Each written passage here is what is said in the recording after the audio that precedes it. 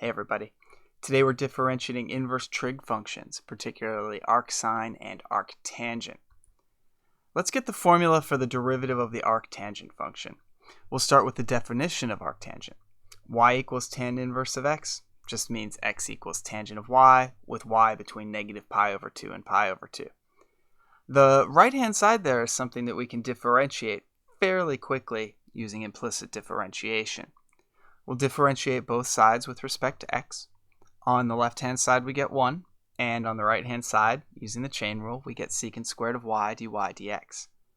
Moving the secant squared over to the other side, we get dy dx equals cosine squared of y. We've got a formula for dy dx, but we'd like it to be just in terms of x. The original problem, y equals tan inverse of x, was a function of x. Our answer should be as well.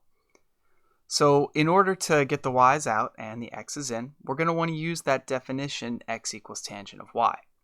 Let's draw a triangle representing x equals tangent of y.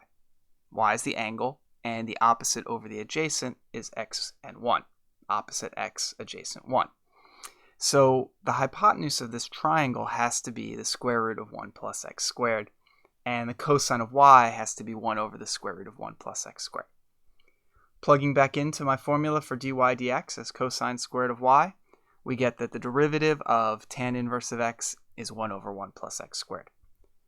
This is another formula for your list of derivative formulas to know. The other one that comes up very frequently is the derivative of the inverse sine. It's 1 over the square root of 1 minus x squared. That's a good one to know as well. Derivatives of other inverse trig functions you can derive the same way, but they don't come up as much. My advice is just to look them up if you ever need them. For me, these formulas are surprising. Normally, when I differentiate a trig function, I get a trig function back. And when I differentiate an algebraic function, things with polynomials and ratios of polynomials, square roots, and so on, I get the same sort of function back. Here, though, when I differentiate an inverse trig function, I get one of those algebraic functions back. So that's not what I would have expected at the beginning of the day. Let's do a few examples. The derivative of the arcsine of the square root of 1 minus x. This is going to need a chain rule. We have an outside function, arcsine, and then inside of that we have another function, the square root, and inside of that yet another function, 1 minus x. We differentiate from the outside in. We differentiate arcsine, 1 over the square root of 1 minus what's inside of it squared, multiply by the derivative of that square root, so 1/2, what's inside of that, to the negative 1/2.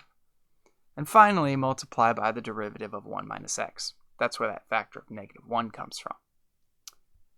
We can simplify this a little bit. In particular, the square root of 1 minus x is just x.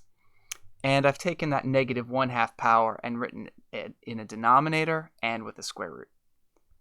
Finally, neatening it up just a tiny bit more, negative 1 over 2 times the square root of x minus x squared. Example 2. The derivative of x squared times tan inverse of x. This one needs a product rule. We differentiate the first, multiplied by the second, and add the first times the derivative of the second, remembering that the derivative of tan inverse is 1 over 1 plus x squared. Example 3. Let's differentiate the natural log of the inverse sine of x cubed. So here we have a function inside a function inside a function. The outermost function is the natural log. After that, inside of that is the inverse sine. And then finally, inside of that is x cubed. Differentiating from the outside in, we differentiate the natural log to get 1 over what's inside of it. Then we differentiate the inverse sine to get 1 over the square root of 1 minus the inside of that squared. So 1 minus x to the third squared, or x to the sixth. Finally, we multiply it by the derivative of x cubed, which is 3x squared.